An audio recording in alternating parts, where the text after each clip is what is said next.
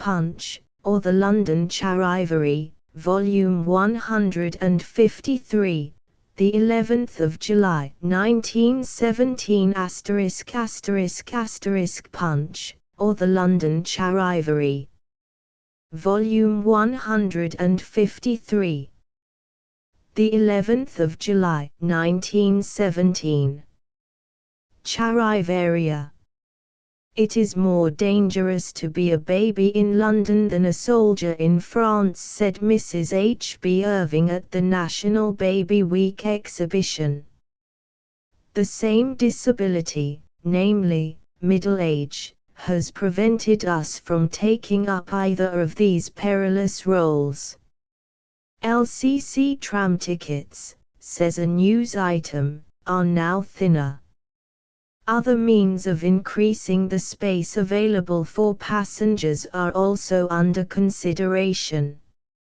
Over 1,000 penny dreadfuls were found in the possession of a boy of 16 who was sentenced to 3 months' imprisonment for theft. The commonplace nature of the sentence has disgusted the lad. The report that Mr. Charles Chaplin had signed a contract to serve in the British Army at 1d a day is denied. As an outcome of Baby Week, the Anti-Comforter League has been formed. The suggestion that Mr. Hogg, MP, would make an admirable first president has not been followed up. Humanitarians who have been urging the government not to stain its hands with the more painful forms of reprisal, have received a nasty shock. A German spy has been arrested in London. The rubber cushions of billiard tables are now being taken by the German military authorities.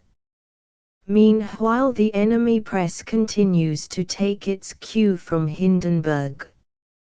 A notorious Petrograd anarchist is reported to be ill, and has been ordered to take a complete rest by his doctor.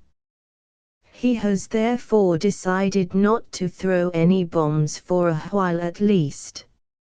Further evidence of the Eastern talent for adopting Western ideas and improving on them comes from China, where the ex-Emperor Xuanzong has celebrated Baby Week by issuing a decree announcing his return to the throne. The only plumber, electrician, hot water fitter, gas fitter, bell hanger, zinc worker, blacksmith and locksmith we have left. Such was an employer's description of AC1 workman. We understand that the War Office will mobilize him as a special corps as soon as they can think of a sufficiently comprehensive title for him. Several milkmen have reduced their prices from 6p to 5p. Other good results from the timely rains are expected. A miner, fined £1 for wasting bread, was said to have thrown his dinner, a mutton chop, onion sauce, and 2 slices of bread, on the fire because he could not have potatoes. There is a strong feeling that the censor should prohibit publication of these glaring cases of hardship on the ground that they are likely to encourage the Germans to prolong the war. Large quantities of food have been carried off by a burglar from several houses in the Heathfield district. Knowing our war bread, we are confident that it did not give in without a struggle. We are sorry to find the Globe making playful reference to the many postponements of certain music hall reviews. Mr. Justice Darling will agree that these things cannot be postponed too often. How can I distinguish poisonous from edible fungi? Asks a correspondent of the Daily Mail. The most satisfactory test is to look for them. If you find them, they are likely to be poisonous. If they have been already gathered, they were probably edible. It is now admitted that the conscientious objectors undergoing sentence at Dartmoor are allowed to have weekends occasionally. This concession, it appears, had to be granted as several of them threatened to leave the place. The pessimists who maintain that this will be a long war are feeling pretty cheap just now. An American scientific journal declares that the world can only last another 15 million years. Roughly speaking, says a weekly paper, there is a policeman for every 16 square miles. This gives them plenty of room to turn round in. It is reported that ex-King Constantino is to receive £20,000 a year unemployment benefit. We have heard so little of the hidden hand this past week or so that we are tempted to ask whether it is suffering from writer's cramp. It is reported that 3 large jam factories have been commandeered by the military.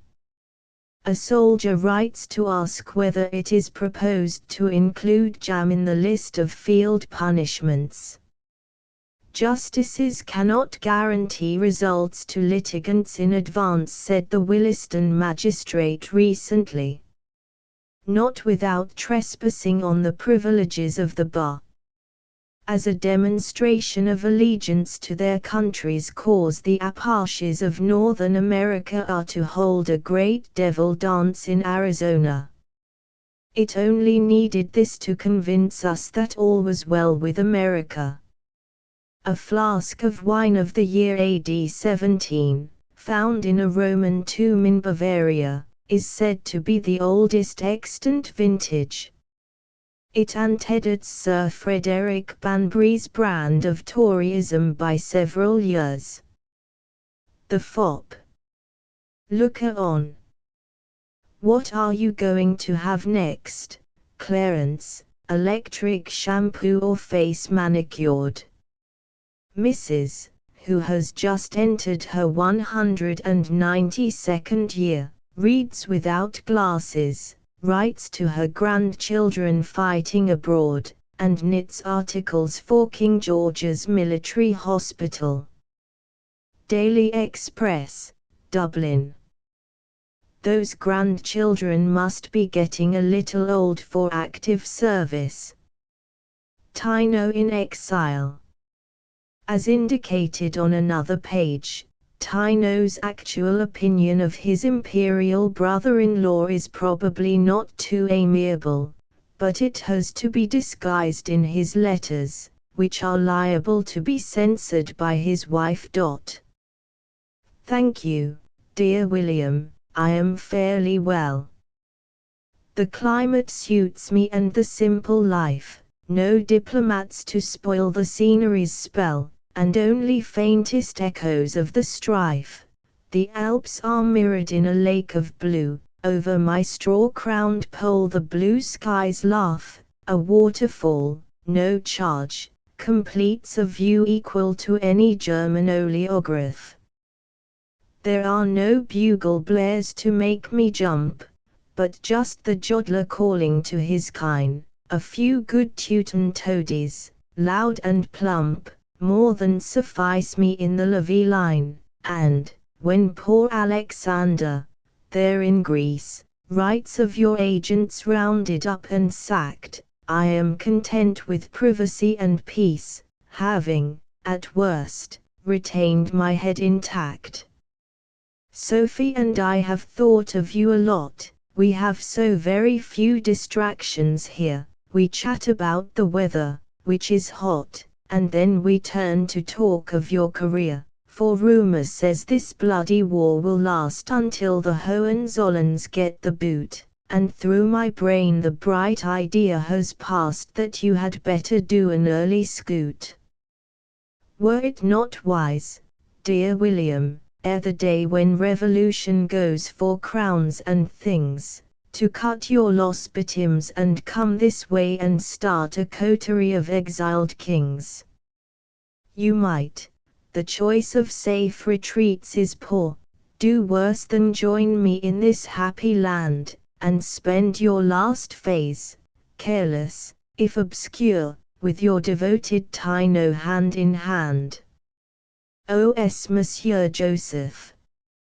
On the day that I left hospital, with a month's sick leave in hand, I went to dine at my favorite Soho restaurant, the Mazarin, which I always liked because it provided an excellent meal for an extremely modest sum. But this evening my steps turned towards the old place because I wanted a word with Monsieur Joseph, the head waiter. I found him the same genial soul as ever, though a shade stouter perhaps and greyer at the temples, and I flatter myself that it was with a smile of genuine pleasure that he led me to my old table in a corner of the room. When the crowd of diners had thinned, he came to me for a chat. "It is indeed a pleasure to see Monsieur after so long a time," said he, "for, alas, there are so many others of our old clients who will not ever return." I told him that I too was glad to be sitting in the comparative quiet of the Mazarin, and asked him how he fared. Joseph smiled. "I have a surprise for Monsieur," he said. "Yes, a great surprise. There are 15 years that I work in this place, and in 4 more weeks le patron will retire and I become the proprietor. Oh, it is beautiful," he continued, clasping his hands rapturously, "to think that in so little time I, who came to London a poor waiter, shall be patron of one of its finest restaurants." I offered him my warmest congratulations. If ever a man deserved success it was he, and it was good to see the look of pleasure on his face as I told him so. "And now," said I presently, "I also have a surprise for you, Joseph." He laughed. Monsieur, it is your turn to take my breath away. My last billet in France, before being wounded, I told him, was in a Picardy village called Flequinel. He raised his hands.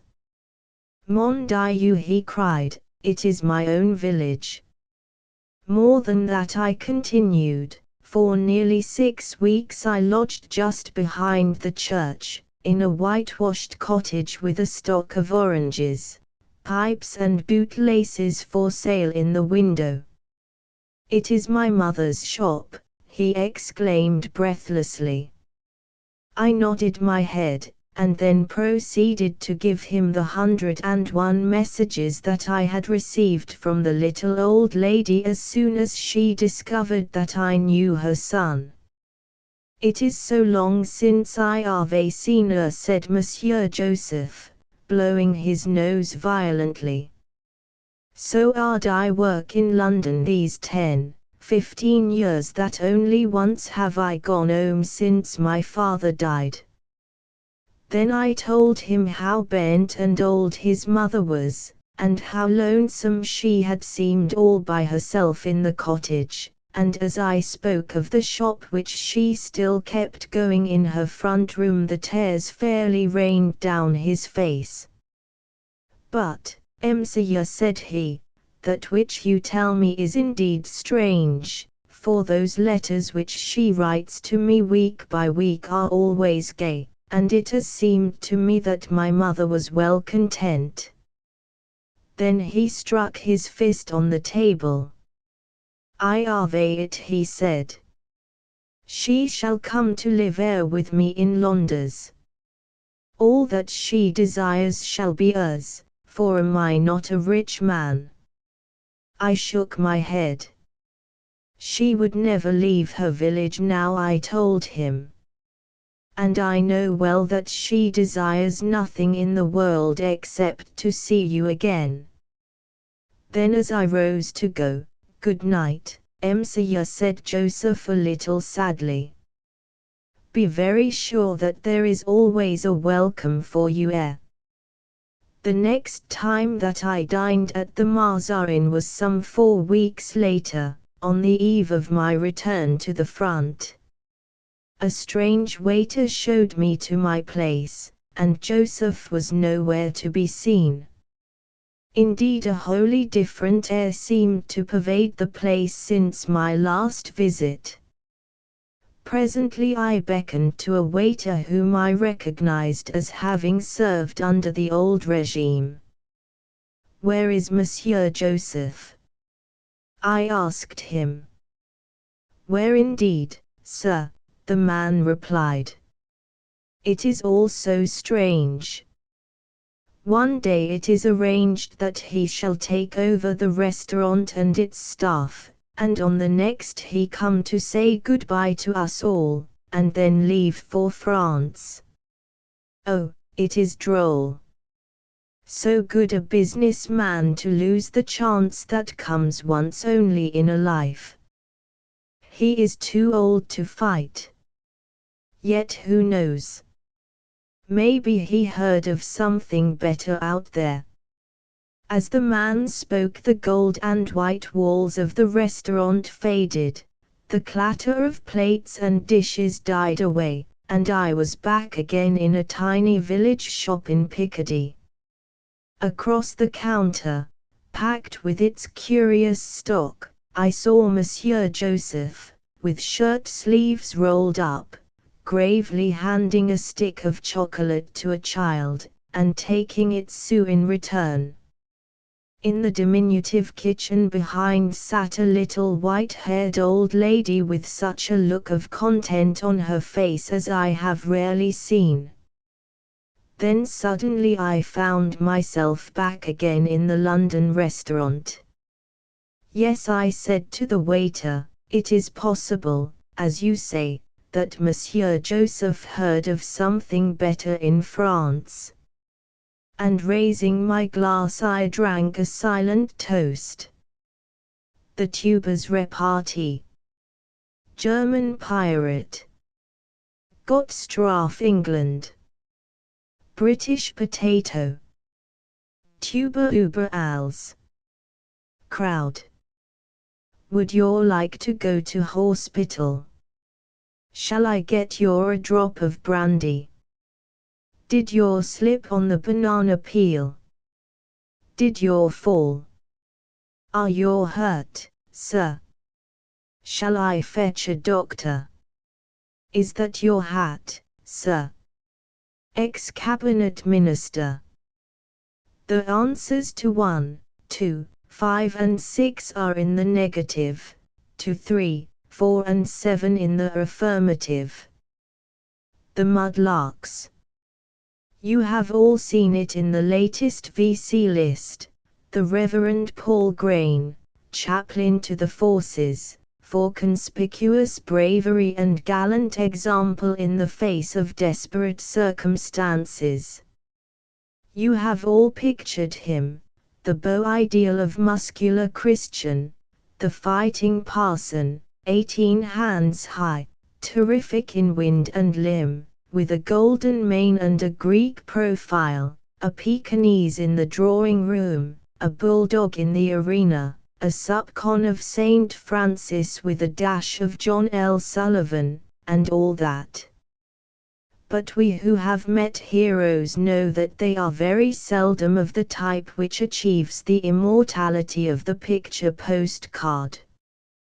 The stalwart with pearly teeth, lilac eyes and curly lashes is C3 at Lloyd's, Sir Francis, and may be heard twice daily at the Frivolity singing, "My Goo Goo Girl" from Honolulu to entranced flappers, while the lad who has Fritzy D. Hun backed on the ropes, clinching for time, is usually gifted with bow legs, freckles, a dented proboscis and a coiffure after the manner of a wire-haired terrier.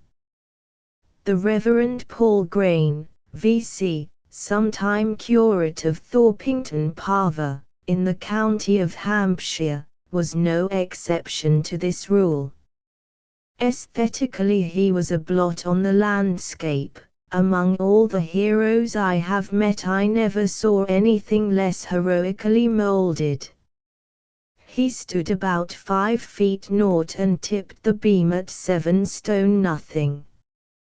He had a mild chinless face and his long beaky nose, round large spectacles, and trick of cocking his head sideways when conversing, gave him the appearance of an intelligent little dickybird. I remember very well the occasion of our first meeting. I was in my troop lines one afternoon, blackguarding a farrier, when a loud nicker sounded on the road and a black cob, bearing a feebly protesting padre upon his fat back, trotted through the gate, up to the lines and began to swope howdy-why-do's with my heirs.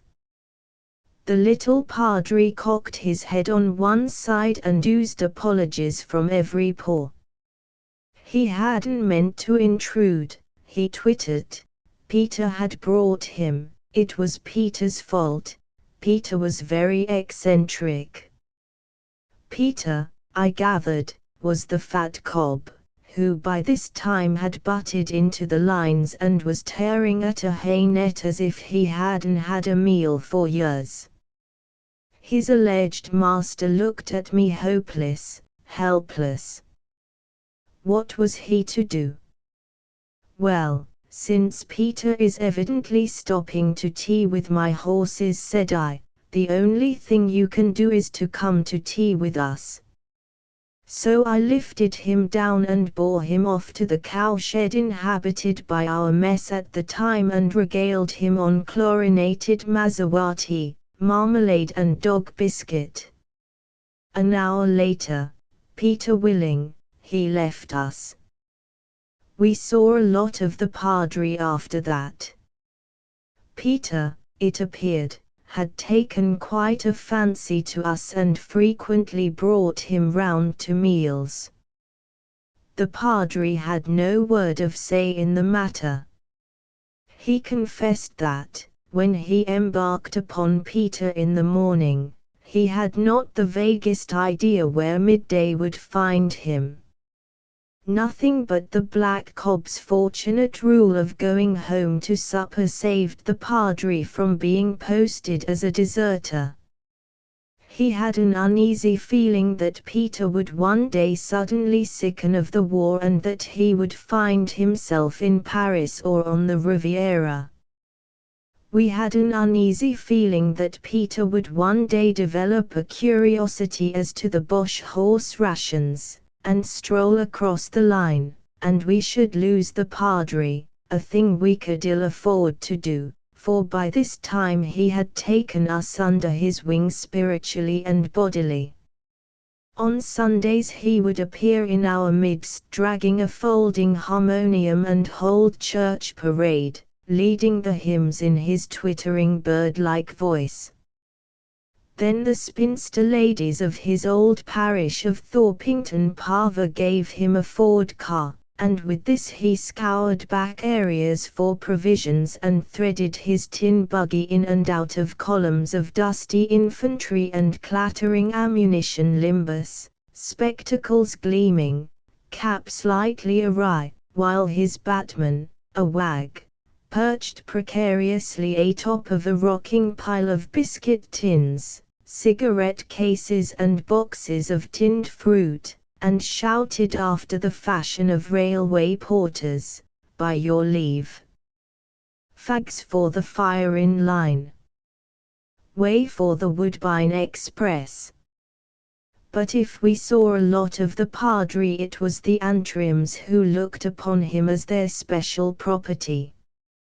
They were line infantry, of the type which gets most of the work and none of the press notices, a hard-bitten, unregenerate crowd, who cared not a whit whether Belgium bled or not, but loved fighting for its own sake and put their faith in bayonet and butt. And wherever these Antrims went, thither went the padre also. his harmonium and his woodbines.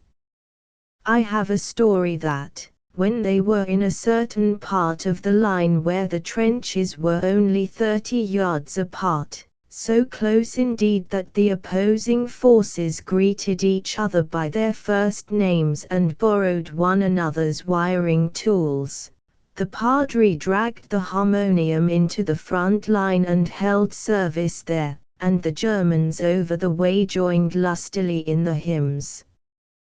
He kept the men of the antrims going on canteen delicacies and their officers in a constant bubble of joy. He swallowed their tall stories without a gulp. They pulled one leg and he offered the other. He fell headlong into every silly trap they set for him. Also they achieved merit in other messes by peddling yarns of his wonderful innocence and his incredible absent-mindedness. Came to me yesterday, the dicky bird did one of them would relate, wanted advice about that fat fraud of his, Peter. He's got an abrasion on the knob of his right-hand front paw, says he. Dicky bird, says I. That is no way to describe the anatomy of a horse after all the teaching I've given you. I am so forgetful and horsey terms are so confusing, he moans. Oh, I recollect now, his starboard ankle. The dear babe. In the course of time the antrims went into the push, but on this occasion they refused to take the padre with them, explaining that pushes were noisy affairs with messy accidents happening in even the best regulated battalions. The padre was up at midnight to see them go, his spectacles misty. They went over the bags at dawn, reached their objective in 20 minutes and scratched themselves in. The padre rejoined them 10 minutes later, very badly winded, but bringing a case of woodbines along with him. My friend Patrick grabbed him by the leg and dragged him into a shell hole. Nothing but an inherent respect for his cloth restrained Patrick from giving the dicky bird the spanking of his life. At 8 a.m. the Hun countered heavily and hove the antrims out. Patrick retreated in good order, leading the padre by an ear. The antrims sat down, licked their cuts, puffed some of the woodbines, then went back and pitchforked the Boche in his tender spots. The Boche collected fresh help and bobbed up again. Business continued brisk all day, and when night fell the antrims were left masters of the position. At 1 a.m. they were relieved by the Rutland Rifles, and a dog-weary battered remnant of the battalion crawled back to camp in a sunken road a mile in the rear. 1 or 2 found bivouacs left by the Rutlands, but the majority dropped where they halted. My friend Patrick found a bivouac, wormed into it and went to sleep. The next thing he remembers was the roof of his abode caving in with the weight of 2 men struggling violently. Patrick extricated himself somehow and rolled out into the grey dawn to find the sunken road filled with grey figures, in among the bivouacs and shell holes, stabbing at the sleeping antrims. Here and there men were locked together, struggling tooth and claw. The air was vibrant with a ghastly pandemonium of grunts and shrieks.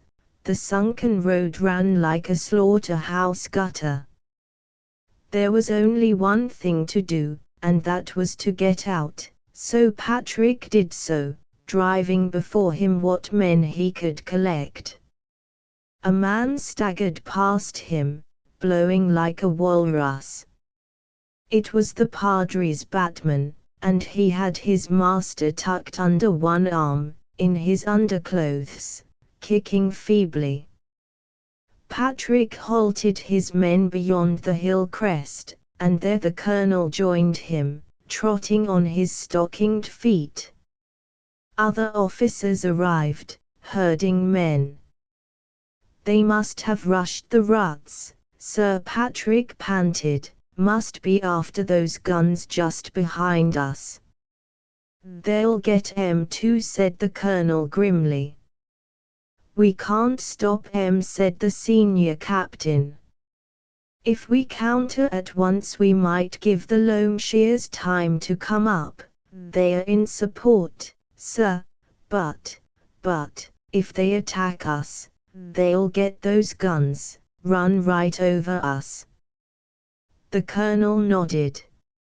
"Man, I know, but look at 'em." He pointed to the pathetic remnant of his battalion lying out behind the crest. "They're dropping asleep where they lie, they're beat to a finish, not another kick left in 'em." He sat down and buried his face in his hands. The redoubtable Antrims had come to the end. Suddenly came a shout from the senior captain, "Good Lord, what's that fellow after? Who the devil is it?" They all turned and saw a tiny figure, clad only in underclothes, marching deliberately over the ridge towards the Germans. "Who is it?" the colonel repeated.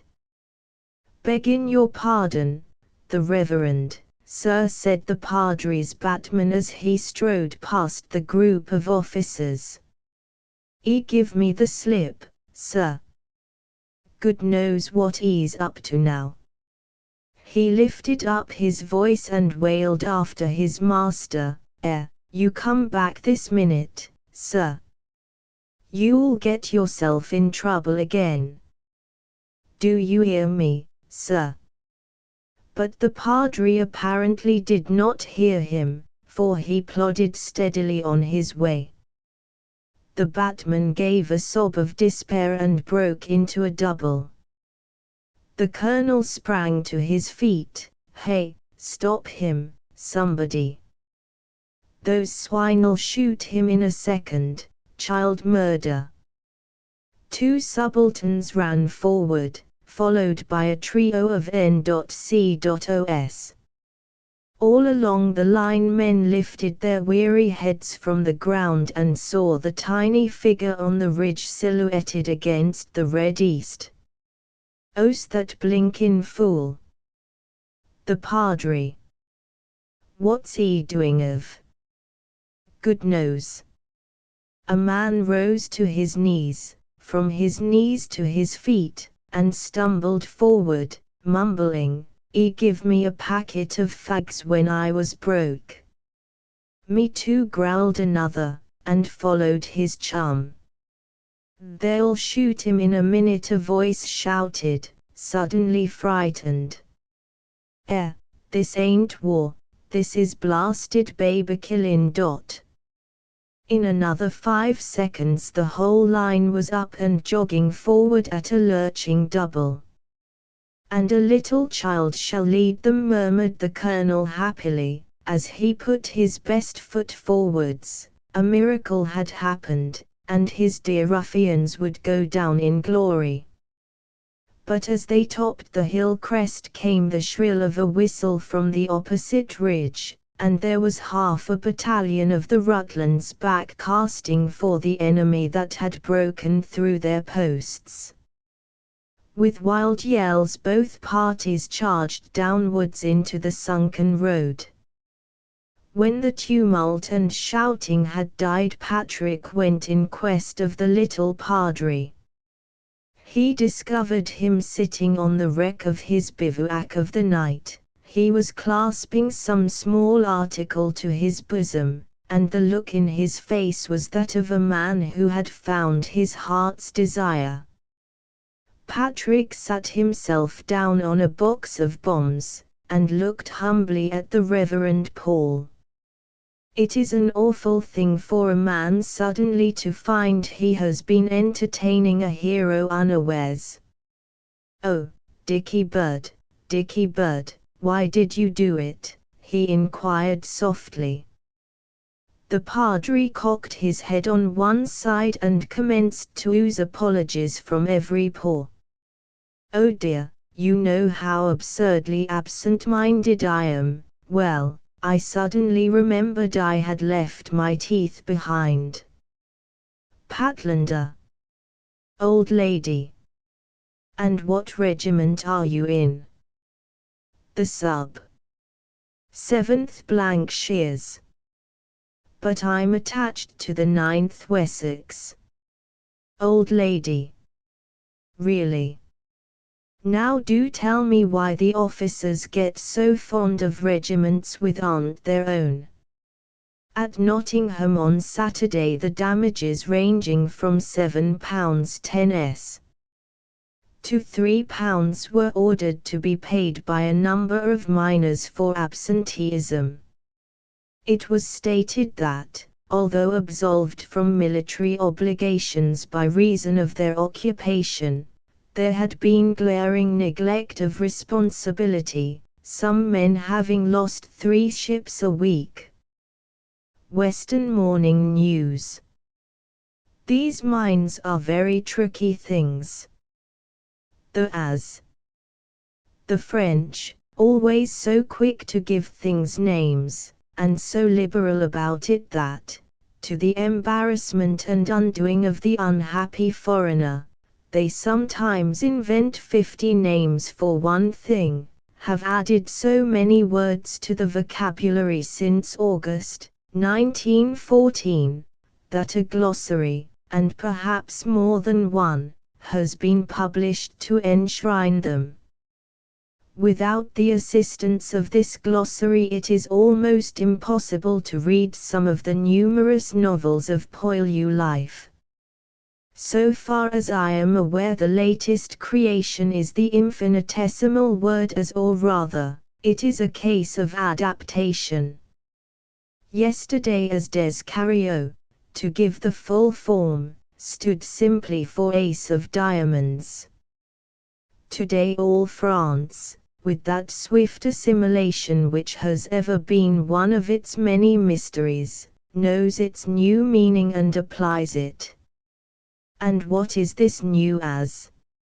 I gather, without having had the advantage of cross-examining a French soldier, that an as is an obscure hero, one of the men, and they are by no means rare, who do wonderful things but do not get into the papers or receive medals or any mention in dispatches. We all know that many of the finest deeds performed in war escape recognition. One does not want to suggest that V.CS and D.S.OS and military crosses and all the other desirable tokens of valor are conferred wrongly. Nothing of the kind. They are nobly deserved. But probably there never was a recipient of the VC or the DSO or the military cross who could not, and did not wish to, tell his sovereign, when the coveted honor was being pinned to his breast, of some other soldier not less worthy than himself of being decorated, whose deed of gallantry was performed under less noticeable conditions.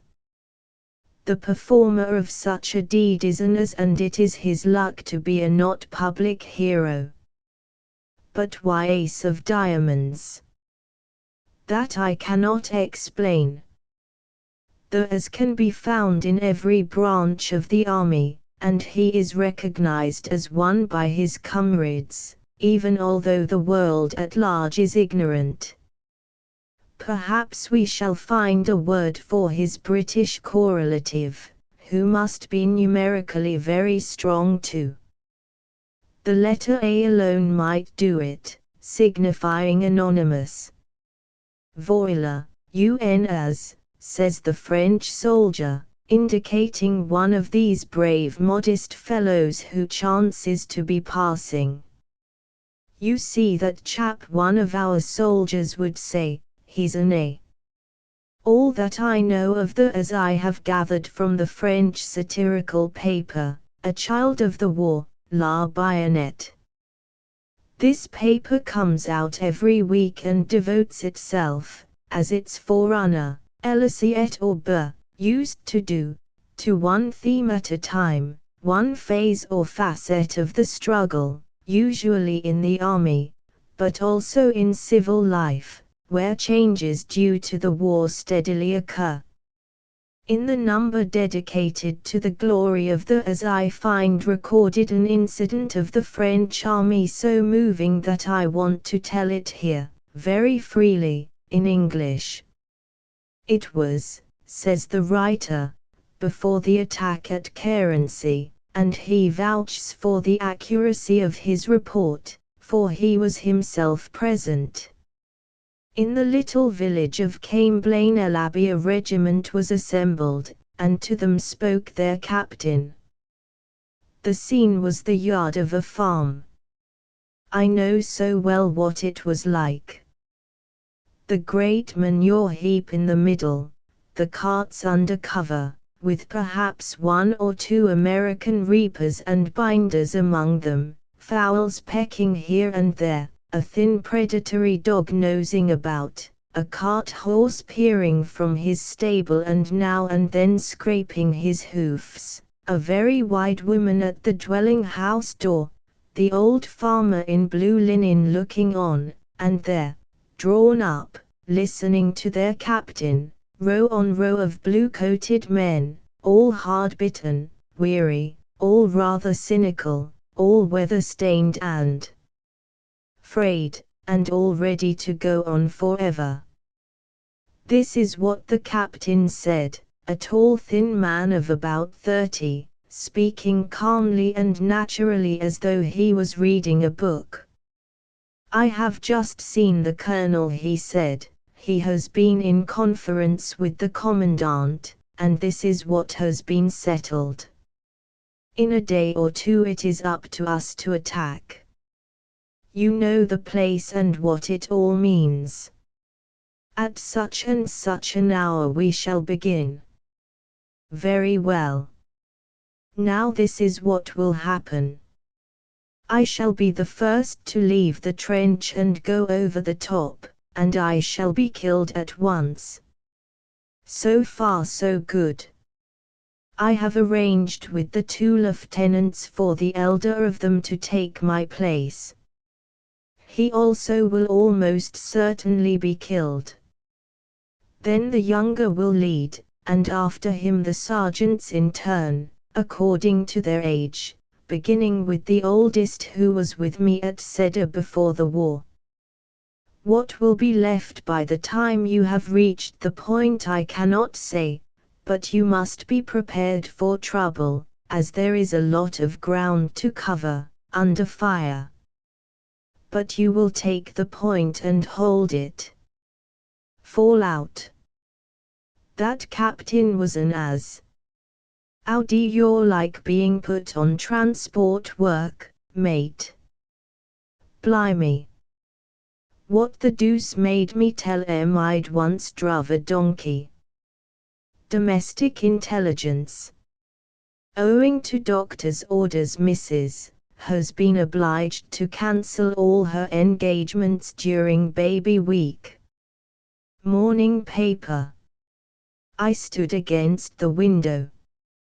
I stood against the window and looked between the bars, and there were strings of fairies hanging from the stars, everywhere and everywhere in shining swinging chains, like rainbows spun from moonlight and twisted into skeins. They kept on swinging, swinging. They flung themselves so high they caught upon the pointed moon and hung across the sky, and when I woke next morning there still were crowds and crowds in beautiful bright bunches all sleeping on the clouds. From a constable's evidence, in his attempt to arrest her she threw herself on the ground and tried to smack his face. Weekly Dispatch. The long arm of the law resents such presumptuous rivalry. All kinds of devils made to order. And, Sheffield. The ironmonger. This looks uncommonly like an offer to trade with the enemy. Wife, to warrior, whose politeness to the waitress has been duly noted. You seem to have come back elf French. The gypsy soldier. The gypsy wife came to my door with pegs and brooms to sell. They make by many a roadside fire and many a greenwood dell, with beeskeps and with baskets wove of osier, rush and sedge, and withes from the river beds and brambles from the hedge. With her stately grace, like Pharaoh's queen, for all her broken shoon, you'd marvel one so tall and proud should ever ask a boon. But living's dear for us poor folk and money can't be had, and her man's in Mesopotamia and times is cruel bad. Yes, times is cruel bad, we know, and passing strange also. And it's strange as anything I've heard that gypsy men should go to lands through which their forebears trod from some unknown abode, the way that ended long ago upon the Portsmouth road. I wonder if the eastern skies and eastern odors seem familiar to that gypsy man, as memories of a dream. Does Tigris flow stir ancient dreams from immemorial rest ere ever gypsy poached the trout of Itchen and of Test? Does something in him seem to know those red and arid lands where dust of ancient cities sleeps beneath the drifted suns? Do Kurdish girls with lustrous eyes beneath their drooping lids and eastern babes look strangely like the misses and the kids? I wonder if the waving palms, when desert winds do blow, in their dry rustling seem to sing a song he used to know, or does he only curse the heat and wish that he were laid beneath the spread of Rufus oaks or Harewood's beechen shade? Well, luck be with the gypsy man, and lead him safely home to the old familiar caravan and ways he used to roam, and bring him as it brought his sires from their far first abode to where the gypsy campfires burn along the Portsmouth road. CFS. The Premier's principal speech was made in St. Andrew's Hall, where he was presented with the freedom of the city, Liverpool Post and Mercury, which he promptly passed on to the enemy. Skilled non-workers all over the Union have for some time been in great demand, and enough of them are not available at the present time. Rand Daily Mail. There are still a few that the old country could spare. Rhode Island Red, 200-year-old pullets, laying 5s each. Nottingham Guardian. We fancy it must have been one of these veterans that we met at dinner the other night. The Brusiloff hug. The Kaiser. I'm all for fraternization, but I call this overdoing it. Essence of Parliament. No killjoy. Mr. Bonalaw. Monday, July 2 ND. On the Finance Bill, Mr. Bonalaw exhibited a conciliatory disposition, and, indignantly disclaiming the character of a killjoy, made several welcome concessions to the taxpayer. The late increase in the tobacco duty is to be halved, so that the modest smoker may hope to fill his pipe for a penny less per ounce. This hope, of course, is dependent upon the decision of the all-powerful trust. The entertainments tax also is to be modified, chiefly in its higher regions. Intimately connected with this question is the case of the deadhead, argued with the zeal that is according to knowledge by that eminent playwright, Mr. Hemmard, who knows all about the free list and its services in enabling the management to keep the house properly dressed. This refers, of course, to the front of the house, during the doubtful first weeks of a new play. Mr. Hogg was in his place again.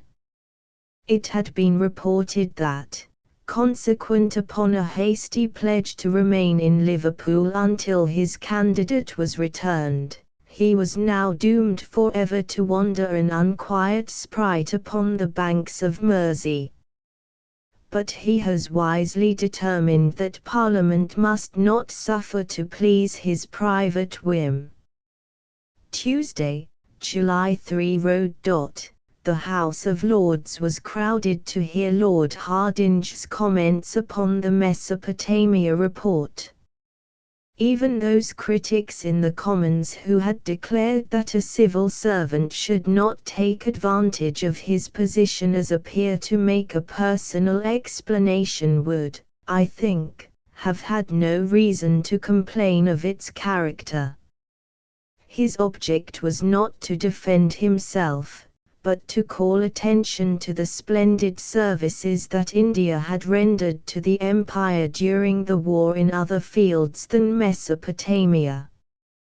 In his own phrase, India was bled absolutely white during the first few weeks of the war. When the report comes up for formal discussion, Lord Curzon will doubtless have something to say, and will say it in vigorous fashion.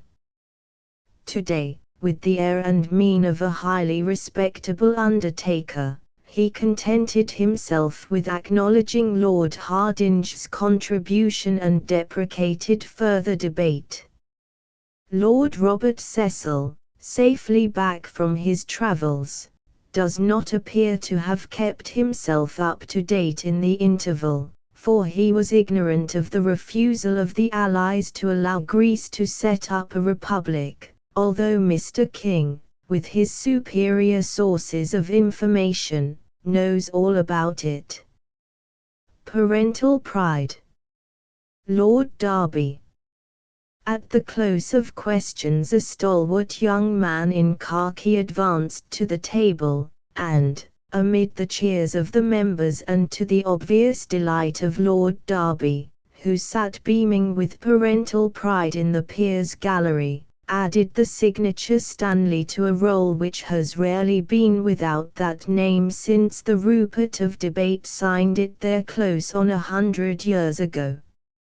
Excess profits provided the theme for some lively speeches today. Major Hamilton did not see why farmers should escape the tax, and instanced the case of a potato grower who had made £10,000 out of a couple of 100 acres. Several members connected with the shipping interest protested against the tax.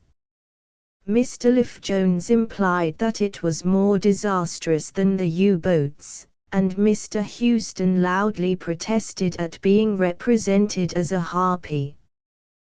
By these complaints Mr. Bonar Law was absolutely unmoved, and for very good reason. He had himself a few thousands invested in shipping, and, as he was getting about 50%, instead of the modest 5%, which he had anticipated, he had come to the conclusion that even under present conditions the trade was doing pretty well. After this confession of an involuntary profiteer, the tax was agreed to. But the farmers, with next year's budget in view, are praying that the conscientious Chancellor will not invest his surplus profits in land. Wednesday, July 4th. We all know the ex-poacher turned gamekeeper. The converse process has taken place in the case of Lord Portsmouth, who, when he ceased to be a minister of the Crown, became a bitter critic of successive administrations. His complaints of our blockade policy were frigidly acknowledged by Lord Milner and hotly resented by Lord Lansdowne, upon whom Lord Portsmouth's ruddy beard always has a provocative effect. It is all very well to talk of being ruthless to neutrals, but if we had adopted the noble lord's policy early in the war, would the Union Jack and the Stars and Stripes be today floating side by side all over London? Mr. Lynch's latest suggestion for the furtherance of his Republican propaganda is that the Commissioner of Works should remove from the streets all statues of deceased monarchs, and replace them by those of great leaders of thought. Sir Alfred Mund absolutely refused. The worst kings sometimes make the best statues, and he is not prepared to sacrifice James II. From the Admiralty even to put Mr. Lynch himself on the vacant pedestal. PR came up smiling for another round, and, having secured the services on this occasion of Mr. Asquith as judicious bottle holder, was expected to make a good fight of it. The ex-premier scouted the notion that the new plan of voting would fill the House with freaks and faddists, a class from which, he hinted, it is not, even under present conditions, entirely immune. But the majority evidently felt that there could not be much amiss with a system which had returned such wise and patriotic persons as themselves to Parliament, and they outed PR by 201 to 169. Thursday, July 5 th. It is hardly surprising that the government has decided not to proceed at present with its great scheme of nationalizing the liquor traffic. The announcement that, in order to meet the requirements of the harvest season, the brewers should be allowed to increase the output of beer by 1/3, brought a swarm of hornets about the Chancellor's head. Mr. Leaf Jones, irreverently known as Tea Leaf Jones, was horrified at the thought that more grain and sugar should be diverted to this pernicious liquid. Mr. Devlin and other champions of the trade were almost equally annoyed because the harvest beer was to be of a lower specific gravity. The storm of supplementaries showed no sign of abating, until the Speaker, who rarely fails to find the appropriate phrase, remarked upon this thirst for information and so dissolved the House in laughter. Gunner, home on leave. Waiter, my neighbor's efforts with his soup, by the way, I'm sure he ought to be interned, are more than I can bear. Would you oblige me by asking the band to put up a barrage? The Weary Watcher. Almost exactly a month ago, on May 30 th, I advised my readers to watch Charivari, and now I emphasize the advice. The Clubman in the Evening Standard, July 2 nd. Since very early in the war my mentors in the press have never failed in warning me, by way of SOS, to keep my eye on so-and-so in times of storm and stress. I think that Winston was the first commended to my gaze, but very soon I found my eyes, tired by the limelight's blaze, incapable of following his strange and devious ways. I watched the President and thought, unjustly, he was canting. I watched our late Prime Minister when furious scribes were ranting, and vigilantly bent my looks on Harden and on Branting. I watched Jonaque, also Jones, great Kennedy, and Hughes. I sought illumination from Billings' momentous views. I watched Freemasons, Socialists, and Salonika Jews. And lately with emotions which transcend the power of rhymes I've scanned with reverential eye those highly favored climes ennobled by the presence of the ruler of the T**********s.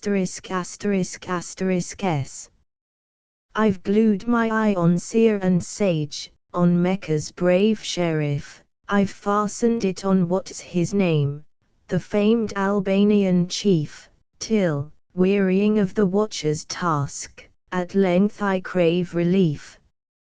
So when I'm bidden at this stage to start the game anew and keep Charivari constantly and carefully in view, I think I'm wholly justified in answering, Napu. An equivocal compliment. Dundee said one of its leading citizens at the luncheon, will stand by Mr. Churchill to the last letter. Daily Chronicle. Evidently L itself would not sever Mr. Churchill's connection with his old friends. $20 buys a horse, good in his wind, if sold at once. Canadian paper. Better not wait for his second wind. Kuau wanted, first week in August, 4 lads brigade camp, 120 lads, must be used to field kitchens. It looks like being bad for the Kuau. Gems from the juniors. War work.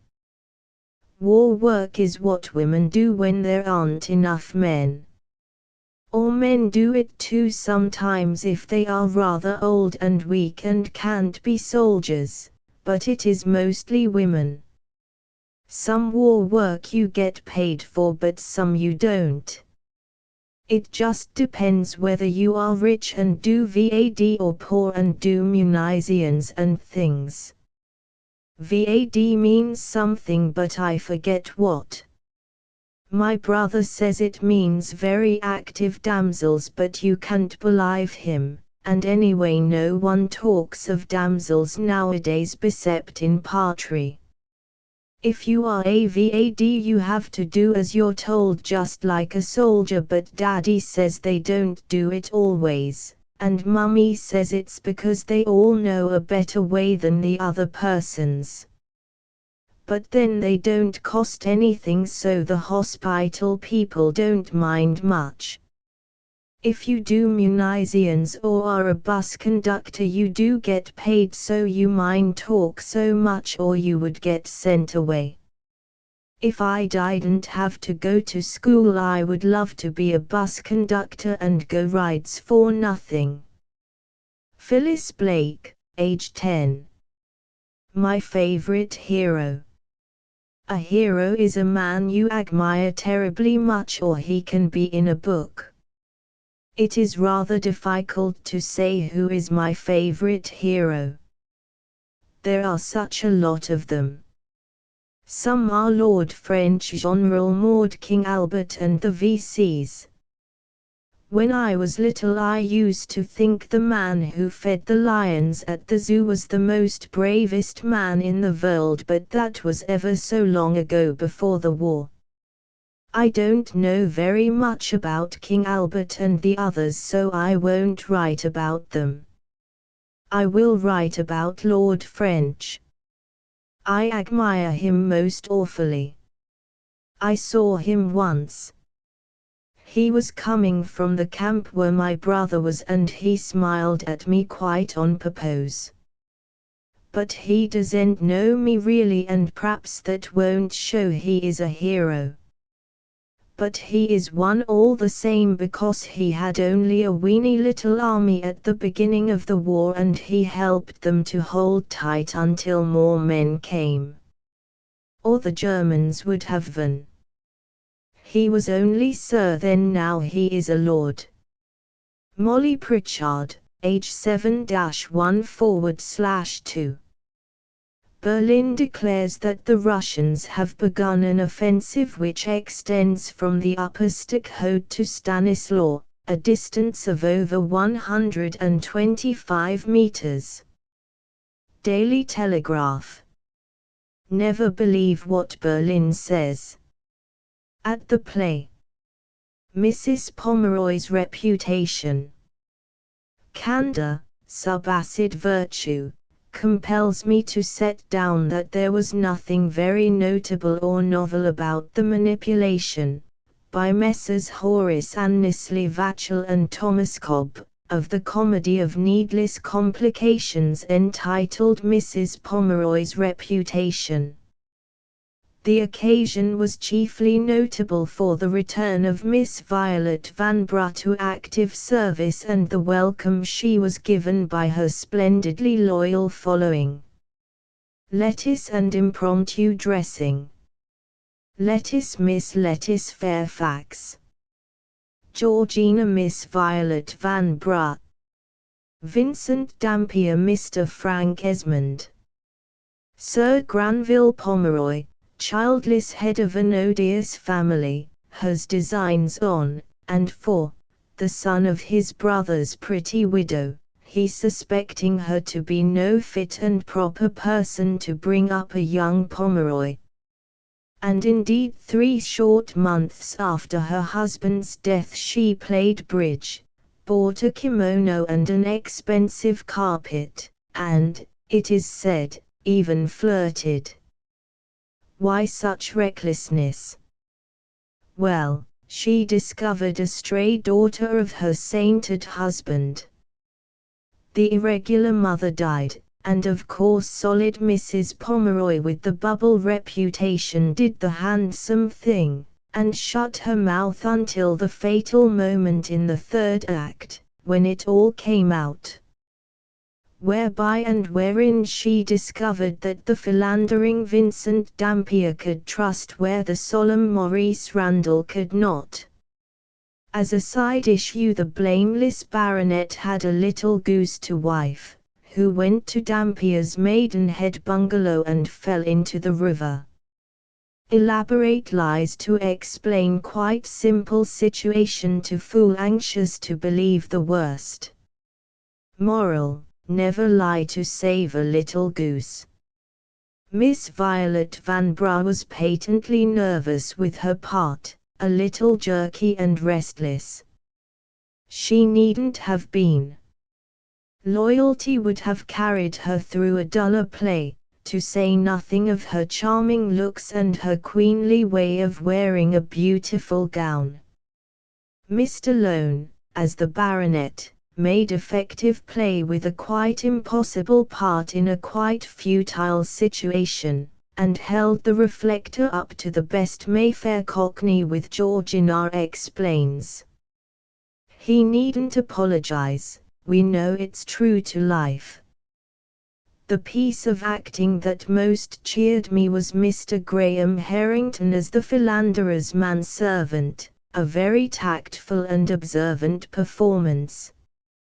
Mr. Frank Esmond, the philanderer, seemed ill at ease, partly art but partly nature, I judged, perhaps unjustly. Miss Lettuce Fairfax as the little goose was what I believe is known as adequate. The food shortage. Letter received by a school teacher. Dear Miss, will you please let Sam out about 20 minutes to 12 o'clock? His grandma is undergoing an operation this morning and I want Sam for dinner. Yours truly, Mrs. From a report of the British Music Convention, how the British piano can raise the trade to imperil dignity was the subject of an address. Scotsman. We hope the British piano will resist the temptation.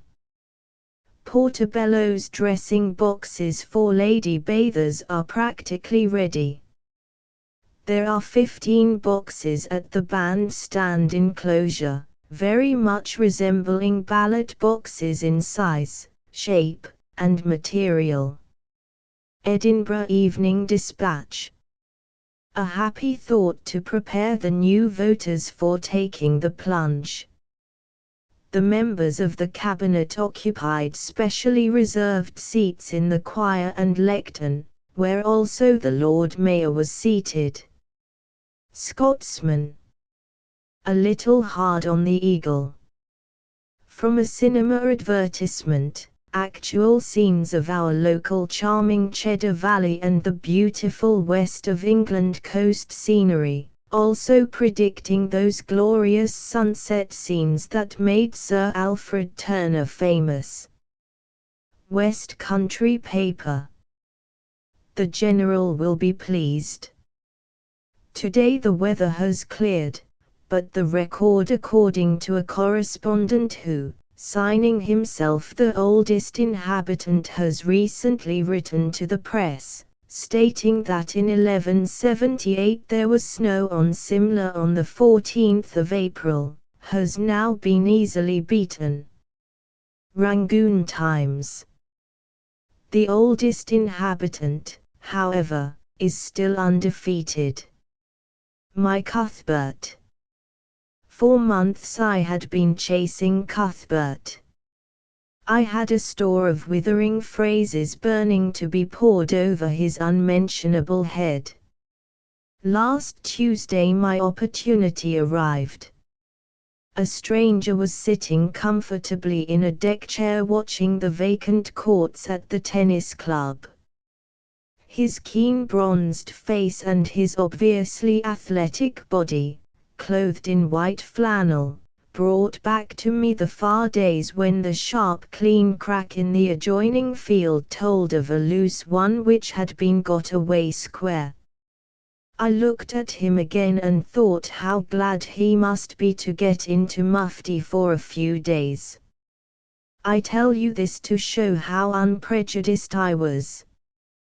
The only other signs of life were the 2 super-aborigines who inhabit the croquet patch and detest all other mankind. I approached one of them warily and asked a question. He regarded me with a bilious and suspicious eye. Nothing whatever to do with the army, he snapped, and a Prussian blue opponent was smacked off into an arid and hopeless waste. Ah! I exclaimed, then he's only a rabbit after all. The old thing gave me an unfriendly glance and then missed his hoop badly. I strolled across and sat down beside the newcomer. He smiled at me in a frank and disarming manner. "What do you think of our courts?" I said by way of a start. "Top hole," he replied. "I'm looking forward to some jolly games on 'em." His obvious disregard of perspective annoyed me. In our village, tennis is now played for hygienic reasons only. "I'm afraid we can't offer you much of a game," I said. "You see, there's a war on, but perhaps I can fix up a single for you after tea with old Patterby. I believe he was very hot stuff in the 70s. "That's very good of you. I expect he'll knock my head off. I'm no use at the game yet." He spoke as though an endless and blissful period of practice was in front of him. "I suppose you'll be going back soon." "Back where?" "I mean your leave will be up." "Oh, I'm out of a job just now." So it was genuine blatant indifference. I looked round for something with which to slay him. "I wonder," he said thoughtfully, "if I shall ever find my tennis legs again." "Have you lost them?" I asked sarcastically.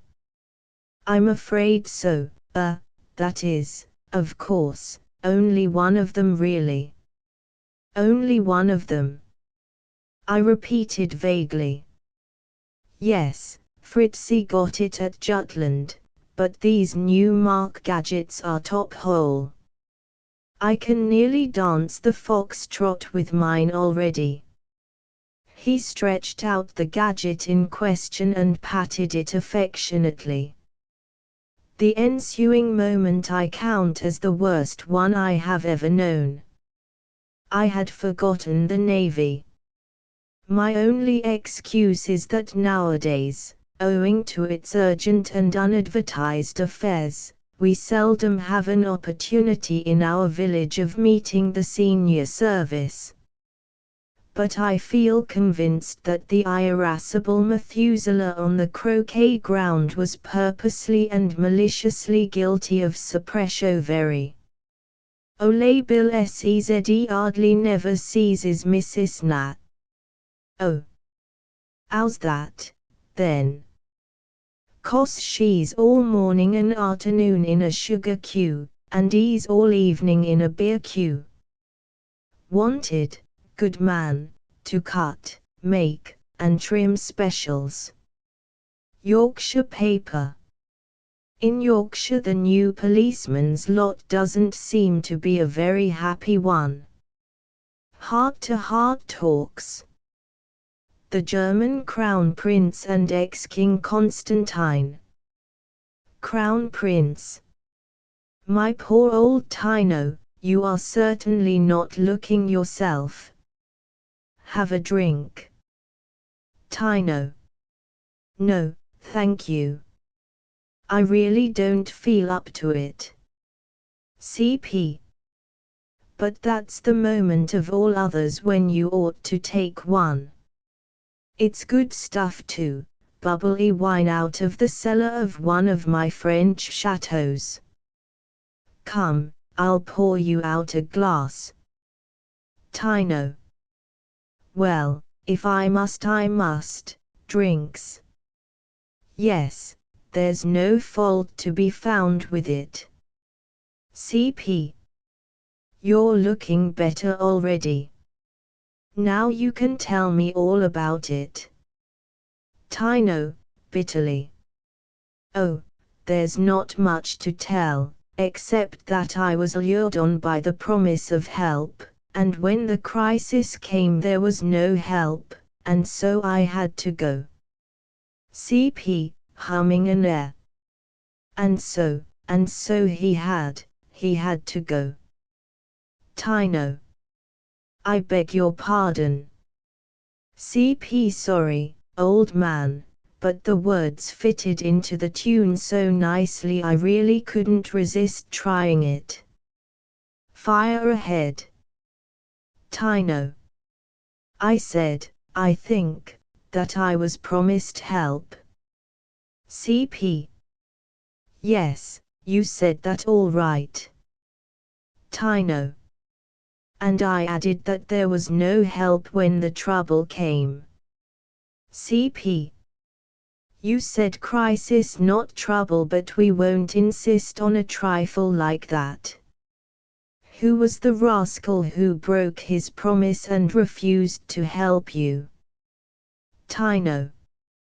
You know well enough that it was your most gracious father. CP. What? The all-highest. The inmostly beloved. The beyond all-powerful. Was it really he? And you believed him, did you? What a cunning old fox it is, to be sure. Tino. You permit yourself to speak very lightly of the august one, who also happens to be your father. CP. To tell you the truth, I don't take him as seriously as he takes himself. Nobody could. Tino. After what has happened I certainly shall not again. It's entirely owing to him that I've lost my kingdom and that the hateful Venizelos is back in Athens and that Alexander is seated on my throne. If your beloved father had only left me alone I should have worried through all right.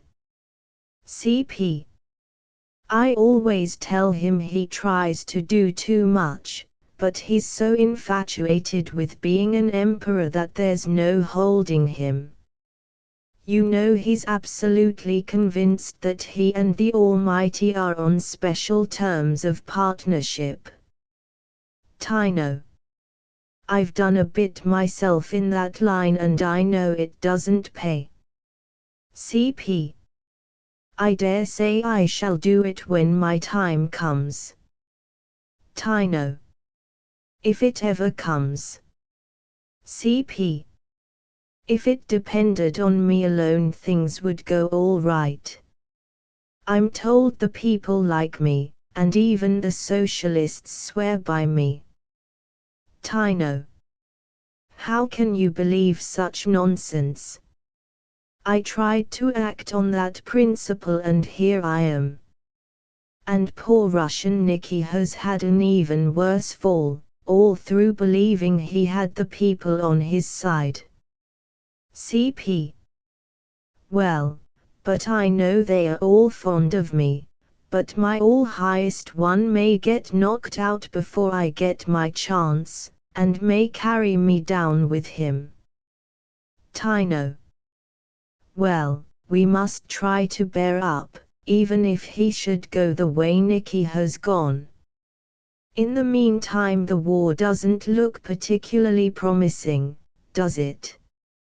CP. It certainly doesn't, and the Americans will be at our throats directly.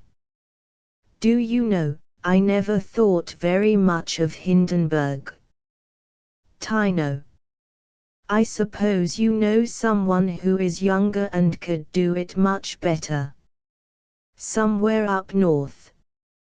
Naval officer, to native. Can you tell me where the golf course is? Native. You're on the first green the NOO. Yon's the flag our the back o that stain.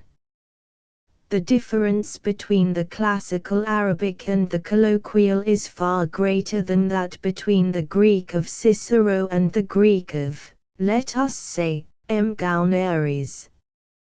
The Near East. Of course there is also the difference of accent. Cicero spoke Greek with a slight Roman accent and M. Gauneris speaks it with a strong German one.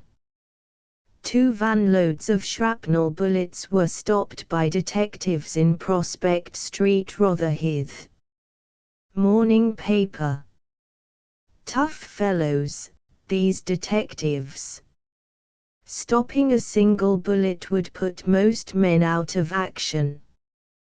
Wanted, cottage or 2 double-bedded rooms, in Country River, 20 to 30 miles from Birmingham, first fortnight of August. Daily Post, Birmingham. So convenient for friends to drop in.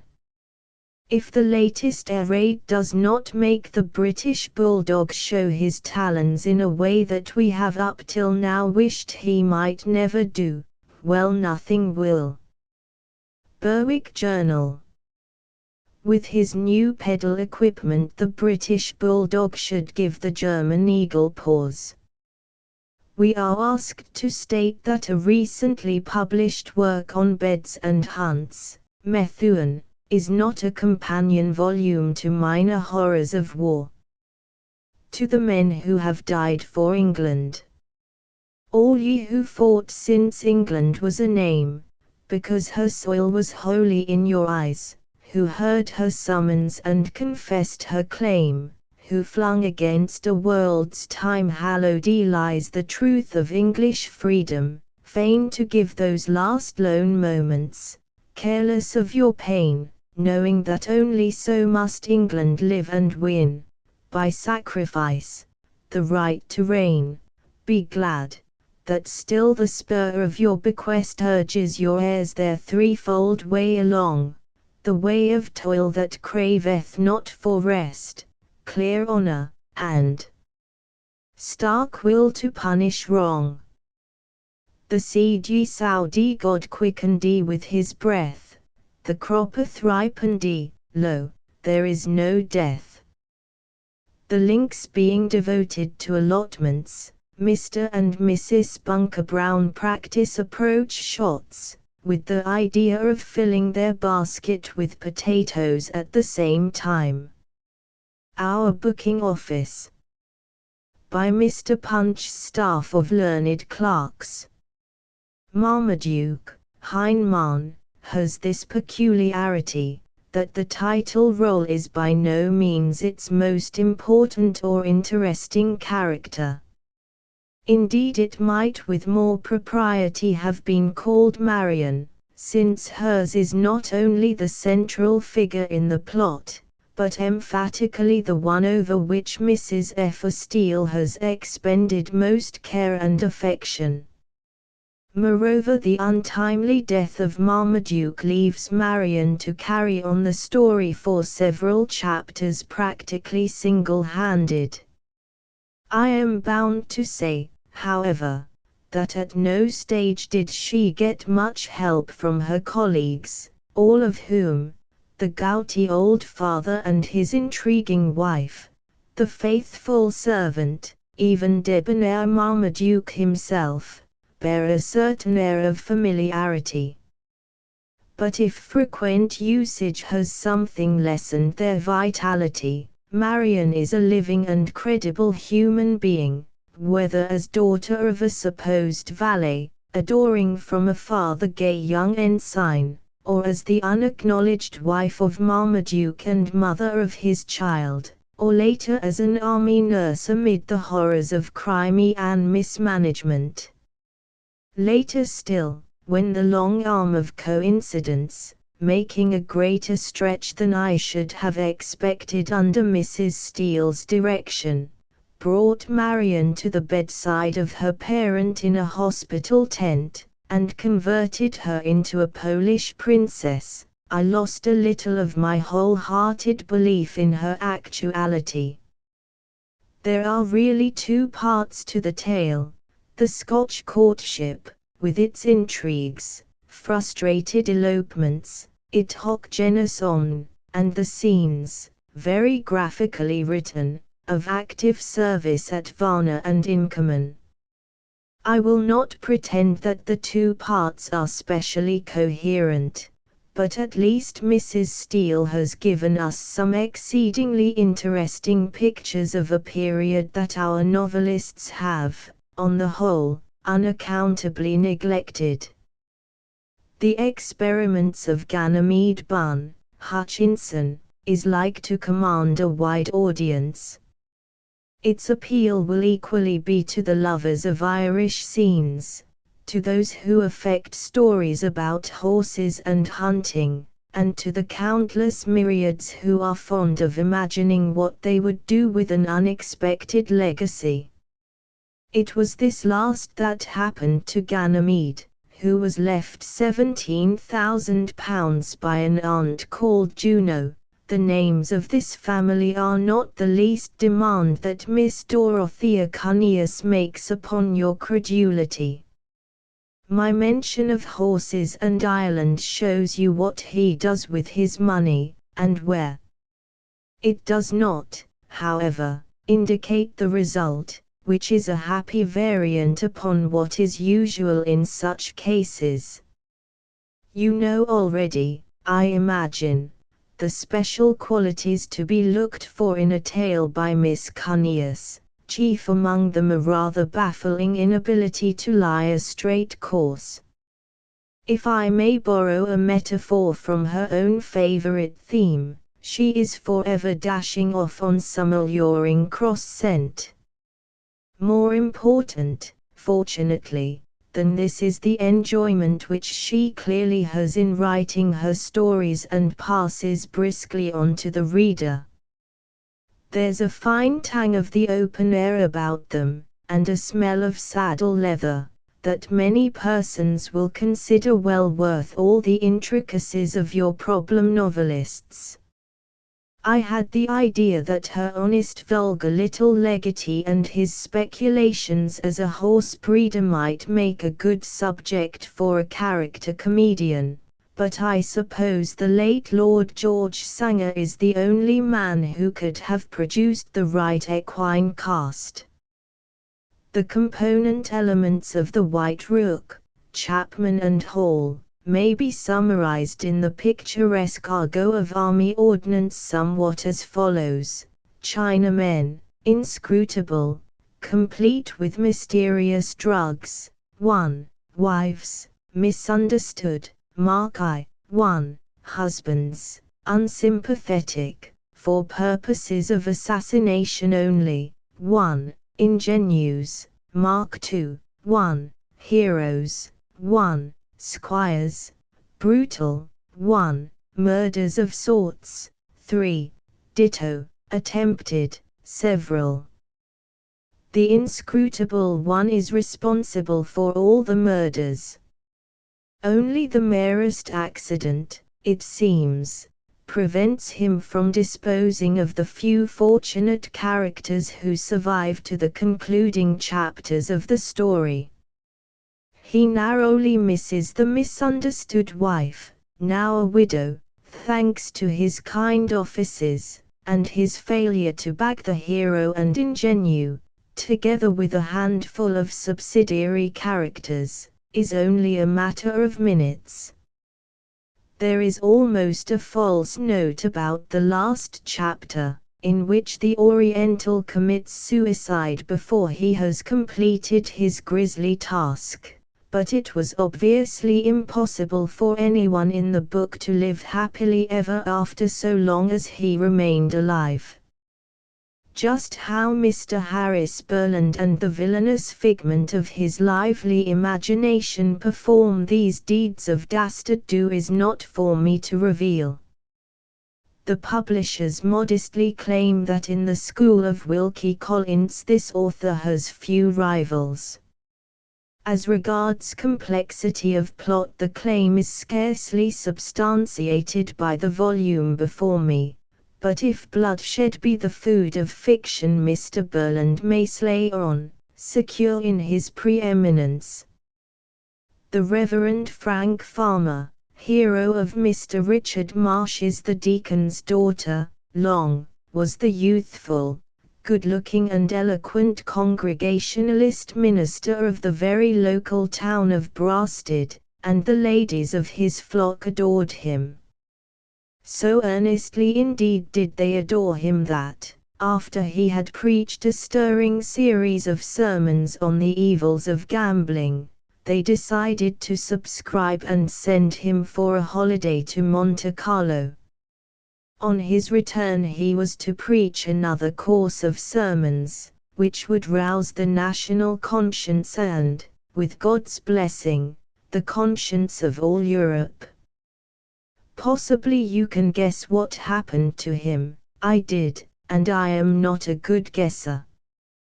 The Reverend Frank had never been out of England, and he found Monte Carlo inhabited by ladies who made him blush.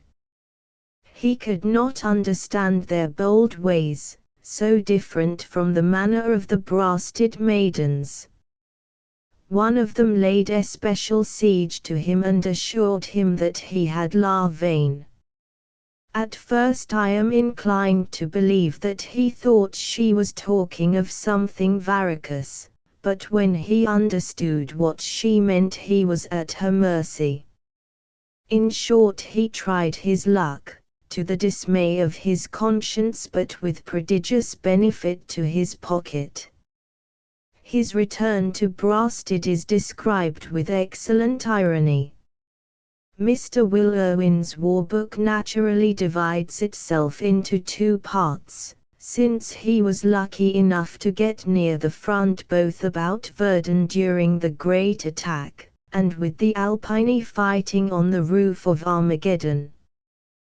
To these brave and picturesque friends of ours he dedicates his study, The Latin at War, Constable. You must not expect much of that inside information which the author, as an American journalist, must have been sorely tempted to produce. Indeed, he has little to offer us that has not been common property of the correspondents for long enough, and several of his descriptions, his picture of a glacier, for one, given with a rather irritatingly childlike air of new discovery, cannot escape the charge of commonplace. But his reflections, for once in a way the better half of experience, more than make good this defect. His essay on Paris, for instance, the city of Unchtes, is something more than interesting, and his analysis of the cause of the successes of the French army, in the face of initial defects of material, even better. The author of Westward Ho, considering the Spanish and English navies of Elizabeth's time, found precisely the same contrasted elements of autocracy and brotherliness producing just those results that we find respectively in the German and French forces of today, on the one hand a mechanical perfection of command, on the other an informed equality which, somehow, does not make against efficiency whilst fostering individuality. Mr. Irwin hardly refers to our own army, but one is thankful to remember that discipline by consent, one of the virtues of true democracy, is not the exclusive tradition of our French allies. A London Posy, Mills and Boone, is a story with at least an original setting. So far as I know, Miss Sophie Cole is the first novelist to group her characters about an actual London house preserved as a memorial to former inhabitants. The house in question is that in Gough Square where Dr. Johnson lived, and two of the chief characters are George Constant, the curator, and his sister, to whom the shrine is the most precious object in life. Housemaid to a ghost, one of the other personages rather prettily calls her. It therefore may well be that to ardent devotees of the great lexicographer this story of what might have happened in his house today will make a stronger appeal than was the case with me, who, to speak frankly, found it a trifle dull. It might be said, though perhaps unkindly, that Miss Cole looks at life through such feminine eyes that all her characters, male and female, are types of perfect womanhood. In Denis Laurie, the gentle essayist and recluse, one might expect to find some feminine attributes, but even the bolder and badder lots, whose task it is to supply the melodramatic relief, struck me as oddly unvirile. But this is only a personal view. Others, as I say, may find this very gentle story of mild loves and two deserted wives a refreshing contrast to the truths, so much stranger and more lurid than any fiction, by which we are surrounded. Owing to a scarcity of literary matter at the front, our soldiers are sometimes reduced to telling each other tales. Private Jones. And she says, "Oh, what blinkin' great eyes you are, grandmother." And the wolf, he says, "All the better terc you're with, my dear." End of the Project Gutenberg ebook Punch, or the London Charivari, Volume 153, the 11th of July, 1917. Updated editions will replace the previous one. The old editions will be renamed. Creating the works from print editions not protected by U.S. copyright law means that no one owns a United States copyright in these works, so the Foundation, and you, can copy and distribute it in the United States without permission and without paying copyright royalties.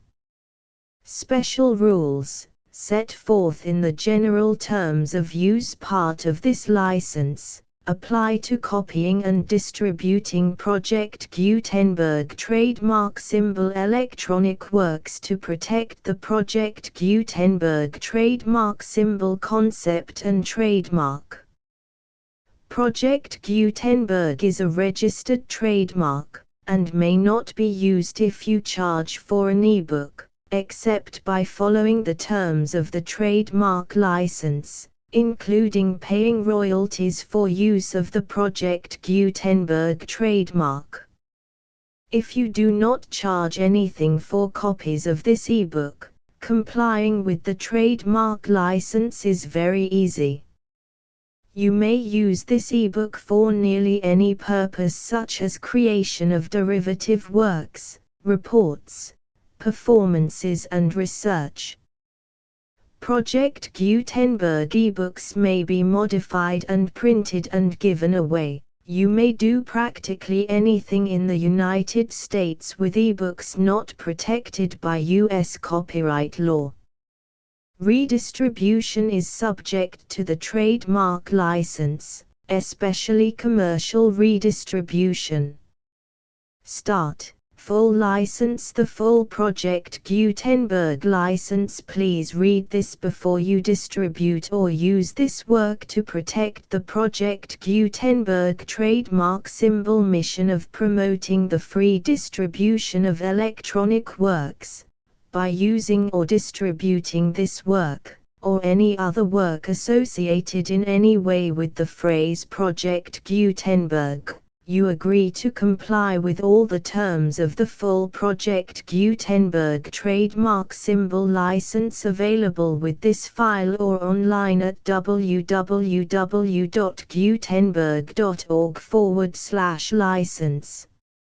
Section 1. General Terms of Use and Redistributing Project Gutenberg Trademark Symbol Electronic Works 1.0. By reading or using any part of this Project Gutenberg trademark symbol electronic work, you indicate that you have read, understand, agree to and accept all the terms of this license and intellectual property, trademark/copyright, agreement. If you do not agree to abide by all the terms of this agreement, you must cease using and return or destroy all copies of Project Gutenberg trademark symbol electronic works in your possession. If you paid a fee for obtaining a copy of or access to a Project Gutenberg trademark symbol electronic work and you do not agree to be bound by the terms of this agreement, you may obtain a refund from the person or entity to whom you paid the fee as set forth in paragraph 1.e.8. 1.b. Project Gutenberg is a registered trademark. It may only be used on or associated in any way with an electronic work by people who agree to be bound by the terms of this agreement. There are a few things that you can do with most Project Gutenberg trademark symbol electronic works even without complying with the full terms of this agreement. See paragraph 1.c below. There are a lot of things you can do with Project Gutenberg trademark symbol electronic works if you follow the terms of this agreement and help preserve free future access to Project Gutenberg trademark symbol electronic works.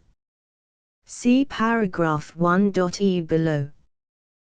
1.c. The Project Gutenberg Literary Archive Foundation, the Foundation or PGLAF, owns a compilation copyright in the collection of Project Gutenberg trademark symbol electronic works. Nearly all the individual works in the collection are in the public domain in the United States. If an individual work is unprotected by copyright law in the United States and you are located in the United States, we do not claim a right to prevent you from copying, distributing, performing, displaying or creating derivative works based on the work as long as all references to Project Gutenberg are removed. Of course, we hope that you will support the Project Gutenberg trademark symbol mission of promoting free access to electronic works by freely sharing Project Gutenberg trademark symbol works in compliance with the terms of this agreement for keeping the Project Gutenberg trademark symbol name associated with the work.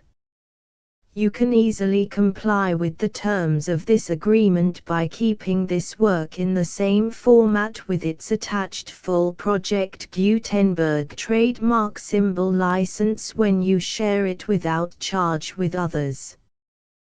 1.d. The copyright laws of the place where you are located also govern what you can do with this work. Copyright laws in most countries are in a constant state of change.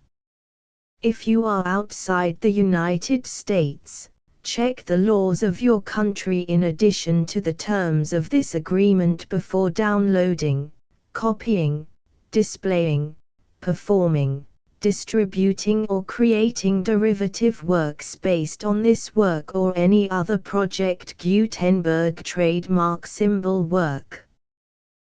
The Foundation makes no representations concerning the copyright status of any work in any country other than the United States. 1.e Unless you have removed all references to Project Gutenberg. 1.e.1. The following sentence, with active links to, or other immediate access to, the full Project Gutenberg trademark symbol license must appear prominently whenever any copy of a Project Gutenberg trademark symbol work, any work on which the phrase Project Gutenberg appears, or with which the phrase Project Gutenberg is associated, is accessed, displayed, performed, viewed, copied or distributed. This ebook is for the use of anyone anywhere in the United States and most other parts of the world at no cost and with almost no restrictions whatsoever. You may copy it, give it away or reuse it under the terms of the Project Gutenberg license included with this ebook or online at www.gutenberg.org. If you are not located in the United States, you will have to check the laws of the country where you are located before using this ebook. 1.e.2. If an individual Project Gutenberg trademark symbol electronic work is derived from texts not protected by U.S. copyright law, does not contain a notice indicating that it is posted with permission of the copyright holder, the work can be copied and distributed to anyone in the United States without paying any fees or charges. If you are redistributing or providing access to a work with the phrase Project Gutenberg associated with or appearing on the work, you must comply either with the requirements of paragraphs 1.e.1 through 1.e.7 or obtain permission for the use of the work and the Project Gutenberg trademark symbol trademark as set forth in paragraphs 1.e.8 or 1.e.9. 1.e.3. If an individual Project Gutenberg trademark symbol electronic work is posted with the permission of the copyright holder, your use and distribution must comply with both paragraphs 1.e.1 through 1.e.7 and any additional terms imposed by the copyright holder. Additional terms will be linked to the Project Gutenberg trademark symbol license for all works posted with the permission of the copyright holder found at the beginning of this work. 1.e.4. Do not unlink or detach or remove the full Project Gutenberg trademark symbol license terms from this work, or any files containing a part of this work or any other work associated with Project Gutenberg trademark symbol. 1.e.5 Do not copy, display, perform, distribute or redistribute this electronic work, or any part of this electronic work, without prominently displaying the sentence set forth in paragraph 1.e.1 with active links or immediate access to the full terms of the Project Gutenberg trademark symbol license. 1.e.6 You may convert to and distribute this work in any binary, compressed, marked up, non-proprietary or proprietary form, including any word processing or hypertext form. However, if you provide access to or distribute copies of a Project Gutenberg trademark symbol work in a format other than plain vanilla ASCII or other format used in the official version posted on the official Project Gutenberg trademark symbol website, www.gutenberg.org, you must, at no additional cost, fee or expense to the user, provide a copy, a means of exporting a copy, or a means of obtaining a copy upon request, of the work in its original plain vanilla ASCII or other form. Any alternate format must include the full Project Gutenberg trademark symbol license as specified in paragraph 1.e.1. 1.e.7 Do not charge a fee for access to, viewing, displaying, performing, copying or distributing any Project Gutenberg trademark symbol works unless you comply with paragraph 1.e.8 or 1.e.9. 1.e.8 You may charge a reasonable fee for copies of or providing access to or distributing Project Gutenberg trademark symbol electronic works provided that you pay a royalty fee of 20% of the gross profits you derive from the use of Project Gutenberg trademark symbol works calculated using the method you already use to calculate your applicable taxes. The fee is owed to the owner of the Project Gutenberg trademark symbol trademark, but he has agreed to donate royalties under this paragraph to the Project Gutenberg Literary Archive Foundation. Royalty payments must be paid within 60 days following each date on which you prepare, or are legally required to prepare, your periodic tax returns.